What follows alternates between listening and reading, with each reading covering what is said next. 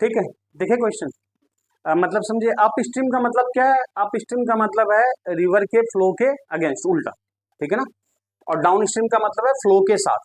अब सिंपल सा अगर बात करते हैं क्वेश्चन में, तो आप देखोगे कि यहाँ पे मान लो बोट है, ठीक है, इसको दूसरे एंड पे जाना है, दूसरे एंड पे जाना है, मान लो यहाँ जाना है, ठीक है। अब क्या बोल रहा है कि 30 डिग्री क्या है, अप स्ट्रीम या डाउन स्ट्रीम पहुंचना चाहता है। डाउन स्ट्रीम का मतलब क्या है? रिवर के साथ। डाउन स्ट्रीम का मतलब अगर जाएगा तो 30 डिग्री देखो इस साइड भी ले सकते हैं, वर्टिकल से 30 डिग्री इस साइड भी ले सकते हैं।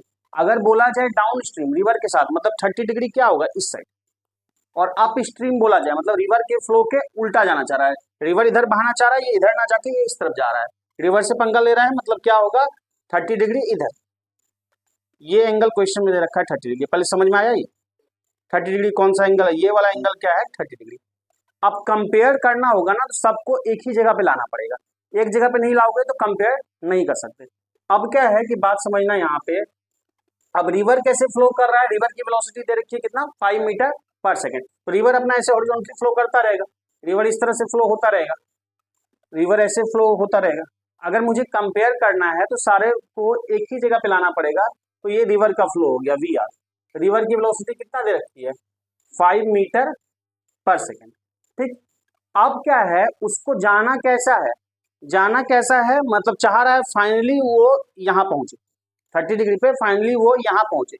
यहाँ पहुंचने के लिए क्या उसको इसी लाइन के लॉन्ग जाना पड़ेगा। मान लो ये पॉइंट है ए, ये पॉइंट है बी, ये पॉइंट है सी, तो वो उसको क्या ए टू सी ही जाना पड़ेगा? नहीं, ए टू सी जाना चाहेगा तो और इधर भाग जाएगा, तो उसको कुछ इस तरफ जाना पड़ेगा। तो मान लो वो इधर गया ऐसे, किस पॉइंट तक गया, मान लो ये पी पॉइंट है, वो ए टू पी जाना चाह रहा है, मतलब ए टू पी जा रहा है, तो रियल में उसको मोड़ के कुछ ए टू सी तक भेज दिया जाएगा। अब एक बात समझो, ये कौन सी वेलोसिटी है, ये दे रखा है 5√3, ये दे रखा है आपका 5√3 मीटर पर सेकेंड। बात आ रही है समझ में, क्लियर। अब मुझे क्या बताना है, मुझे बताना है कि किस एंगल पे वो जाएगा, मतलब मुझे ये वाला एंगल पता करना है।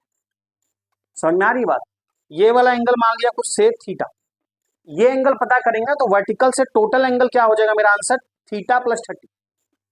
समझ में आ रही बात। अब एक बात सिंपल सा बताओ, ये एंगल कितना होगा, 90 डिग्री वर्टिकल है, ये 30, ये एंगल बता सकते हो क्या सिंपल ज्योमेट्री से, क्या कितना होगा?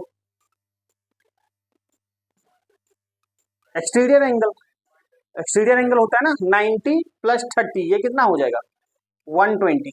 अब हमारे पास मैथ में कोई तरीका है क्या, मुझे ये एंगल पता है, ये वाला एंगल पता करना है, ये कुछ पता है वेलोसिटी यहाँ पे पता है, मुझे ये वाला एंगल पता करना है। एक साइन रूल बताया था, साइन रूल बताया था, तो इन ट्रायंगल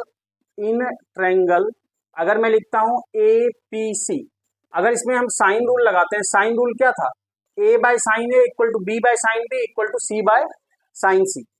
तो करस्पॉन्डिंग जो ये लिखेंगे 5 बाय साइन थीटा, 5 बाय समझना साइन थीटा, जो साइड उसके सामने वाला एंगल, ये क्या है 5√3 बाय साइन, उसके सामने क्या है 120, 5√3 बाय साइन 120। अब मुझे बताओ साइन 120 की वैल्यू कितनी होती है,